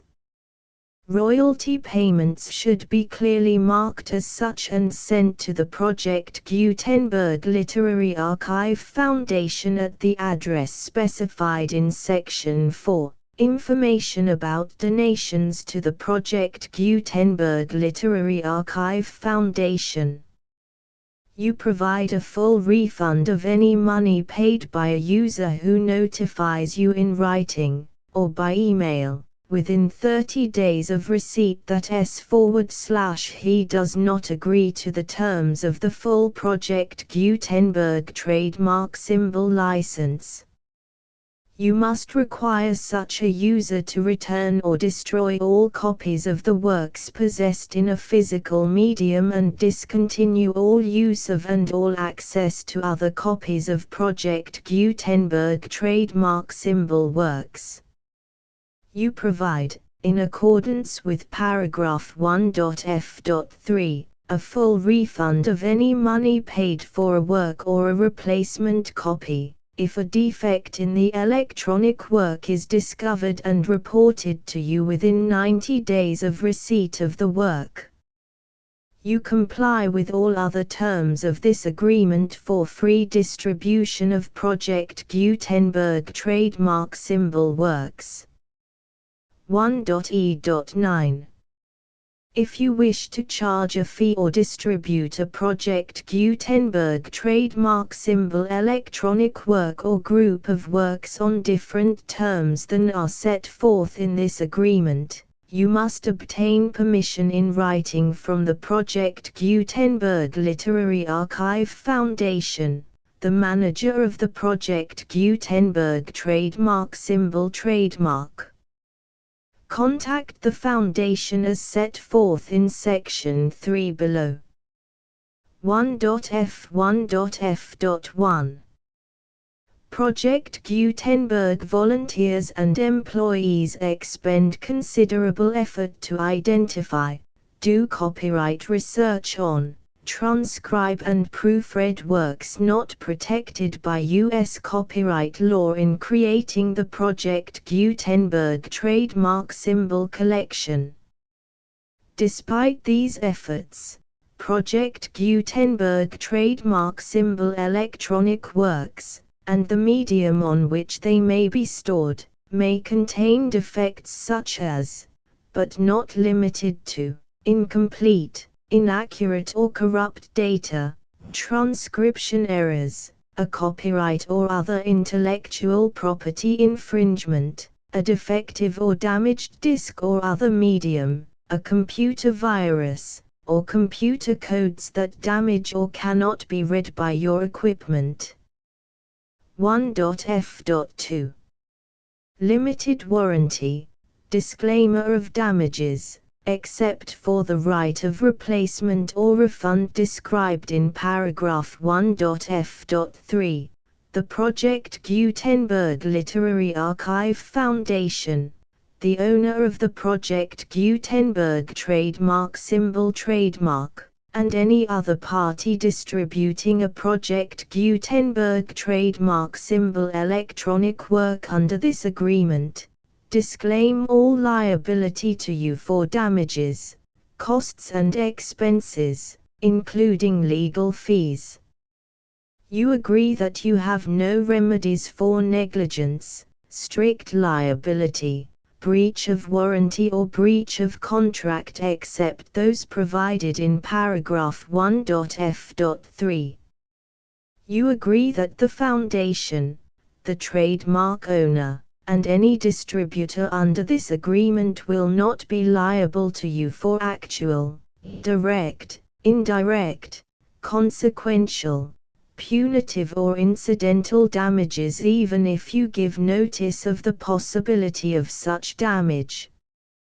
1.f.3 Limited right of replacement or refund. If you discover a defect in this electronic work within 90 days of receiving it, you can receive a refund of the money, if any, you paid for it by sending a written explanation to the person you received the work from.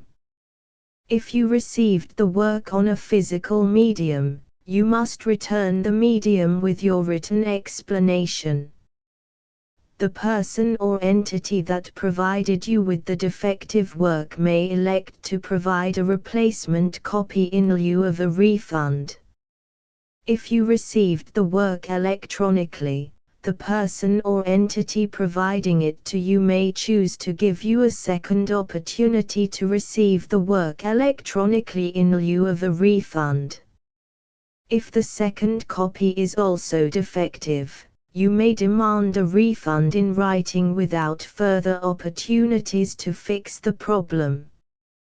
1.f.4 Except for the limited right of replacement or refund set forth in paragraph 1.f.3, this work is provided to you as is, with no other warranties of any kind, express or implied, including but not limited to warranties of merchantability or fitness for any purpose.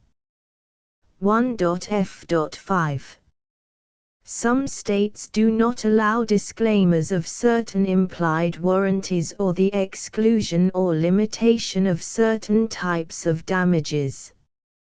If any disclaimer or limitation set forth in this agreement violates the law of the state applicable to this agreement, the agreement shall be interpreted to make the maximum disclaimer or limitation permitted by the applicable state law. The invalidity or unenforceability of any provision of this agreement shall not void the remaining provisions. 1.f.6 Indemnity. You agree to indemnify and hold the foundation, the trademark owner, any agent or employee of the foundation, anyone providing copies of Project Gutenberg trademark symbol electronic works in accordance with this agreement, and any volunteers associated with the production, promotion and distribution of Project Gutenberg trademark symbol electronic works, harmless from all liability, costs and expenses, including legal fees, that arise directly or indirectly from any of the following which you do or cause to occur. A. Distribution of this or any Project Gutenberg trademark symbol work. B. Alteration, modification, or additions or deletions to any Project Gutenberg trademark symbol work, and C. Any defect you cause. Section 2. Information about the mission of Project Gutenberg trademark symbol. Project Gutenberg trademark symbol is synonymous with the free distribution of electronic works in formats readable by the widest variety of computers, including obsolete, old, middle-aged and new computers. It exists because of the efforts of hundreds of volunteers and donations from people in all walks of life. Volunteers and financial support to provide volunteers with the assistance they need are critical to reaching Project Gutenberg trademark symbol's goals and ensuring that the Project Gutenberg trademark symbol collection will remain freely available for generations to come. In 2001, the Project Gutenberg Literary Archive Foundation was created to provide a secure and permanent future for Project Gutenberg trademark symbol and future generations. To learn more about the Project Gutenberg Literary Archive Foundation and how your efforts and donations can help, see sections 3 and 4 and the Foundation information page at www.gutenberg.org. Section 3. Information about the Project Gutenberg Literary Archive Foundation. The Project Gutenberg Literary Archive Foundation is a non-profit 501(c)(3) educational corporation organized under the laws of the state of Mississippi and granted tax-exempt status by the Internal Revenue Service. The Foundation's IN or Federal Tax Identification Number is 64-6221541. Contributions to the Project Gutenberg Literary Archive Foundation are tax-deductible to the full extent permitted by U.S. federal laws and your state's laws.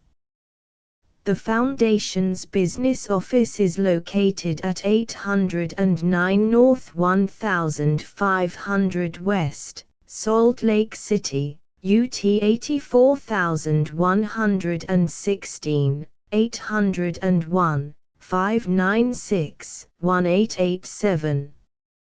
Email contact links and up-to-date contact information can be found at the Foundation's website and official page at www.gutenberg.org/contact section 4.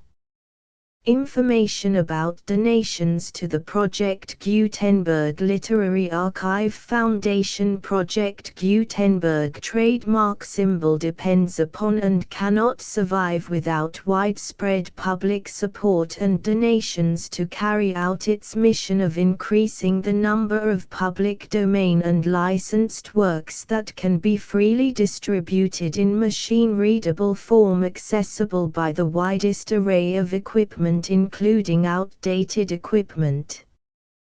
Many small donations, $1 to $5,000, are particularly important to maintaining tax-exempt status with the IRS. The Foundation is committed to complying with the laws regulating charities and charitable donations in all 50 states of the United States. Compliance requirements are not uniform and it takes a considerable effort, much paperwork and many fees to meet and keep up with these requirements. We do not solicit donations in locations where we have not received written confirmation of compliance. To send donations or determine the status of compliance for any particular state, visit www.gutenberg.org/donate.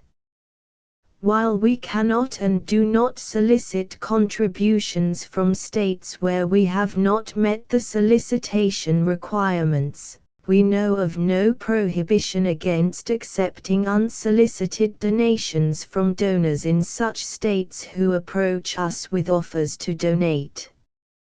International donations are gratefully accepted, but we cannot make any statements concerning tax treatment of donations received from outside the United States. U.S. laws alone swamp our small staff. Please check the Project Gutenberg web pages for current donation methods and addresses.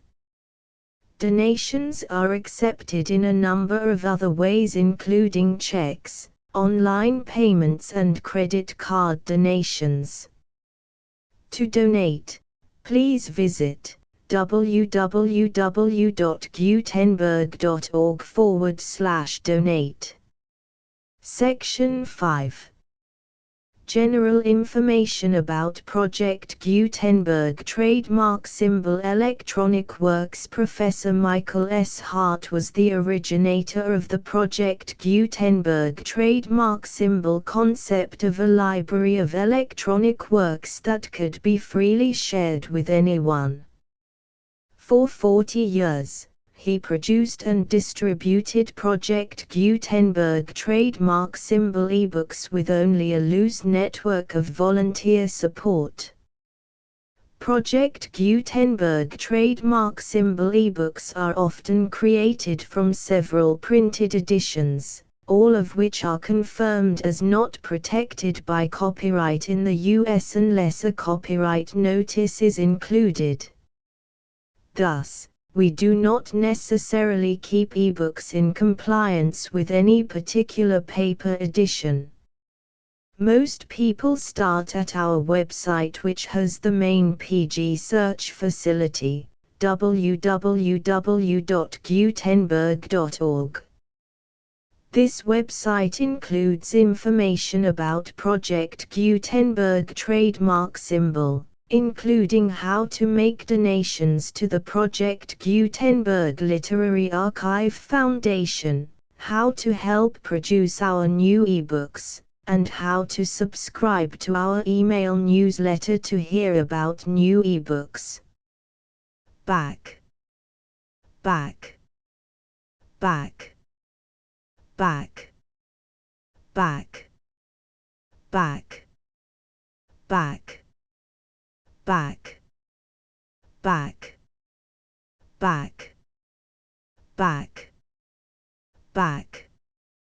Back. Back. Back. Punch, or the London Charivari. Volume 153. The 11th of July, 1917. Charivari. The fop. Tino in exile. Monsieur Joseph. The tubers repartee. The mudlarks. The as. Domestic intelligence. I stood against the window.